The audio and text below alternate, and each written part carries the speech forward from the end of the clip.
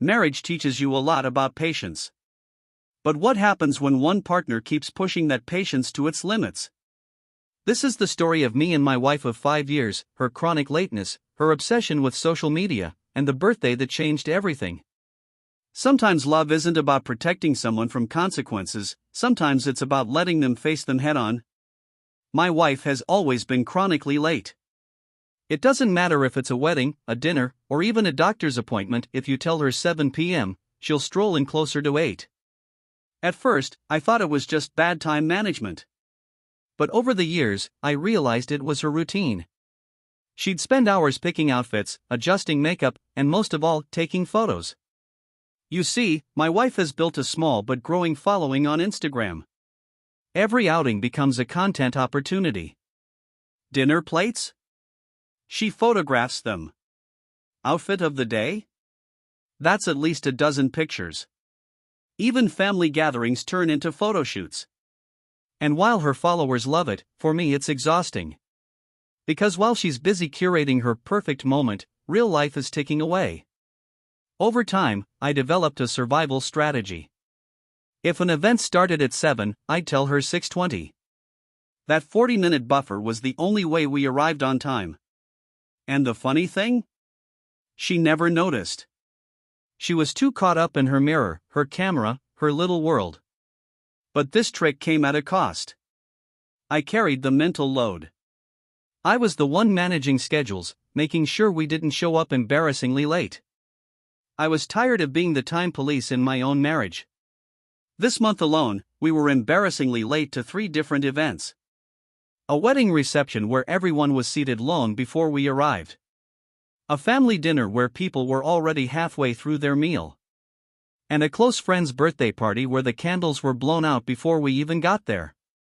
Each time, I carried the guilt. The apologies. The awkward excuses. I finally sat her down and said, "I'm done lying about the time. From now on, I'll tell you the actual start, and I expect you to manage yourself like an adult." She nodded, half listening. I don't think she believed me. A week later, it was her birthday. I wanted to do something special. I got tickets to a music event featuring several artists. But the best part? Her favorite performer was opening the show. She had talked about them for months, saying it would make her birthday unforgettable. This was her chance to experience it, but only if we arrived on time. I didn't give her the 40-minute buffer. I reminded her of our conversation. And I waited to see what she'd do. That evening, instead of getting ready quickly, she transformed our bedroom into a mini photo studio. She decorated the room with balloons, arranged props, set up her ring light, and began snapping photos. Outfit changes, makeup adjustments, the works.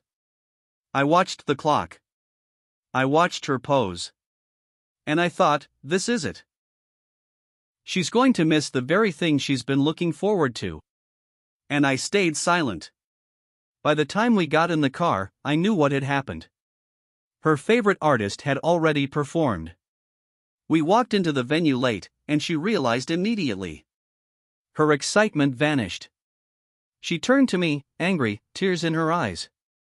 How could you let me miss this? On my birthday? Why didn't you warn me? And all I could say was, I told you. No more 40-minute buffers. I'm not carrying this burden anymore. It wasn't the gift she expected. But it was the reality she needed. She cried the rest of the night. She said I ruined her birthday. She said I embarrassed her. Then she stormed off to stay at her friend's place. I sat there alone, watching the rest of the concert, wondering if I had gone too far. But deep down, I knew this was the only way she'd ever understand. Because as long as I kept covering for her, she'd never change. This wasn't the first time her lateness cost her something important. 2 years ago, she nearly missed a flight because she insisted on filming a travel vlog intro in the airport lounge. We ran to the gate, sweating, boarding last. Another time, she missed an important job interview because she was too focused on capturing the perfect morning routine video. She didn't get that job, and she brushed it off. I carried those moments for her. But this time, I didn't. Marriage is about love, but it's also about responsibility. I love my wife. I admire her creativity.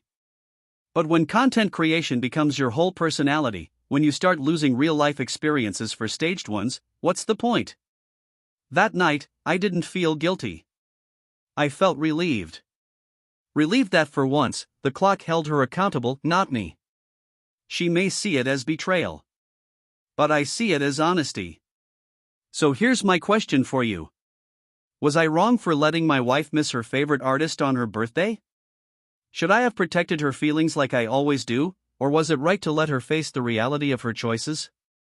Marriage isn't easy. Sometimes love means being patient. And sometimes, love means stepping back and letting the consequences speak louder than you ever could.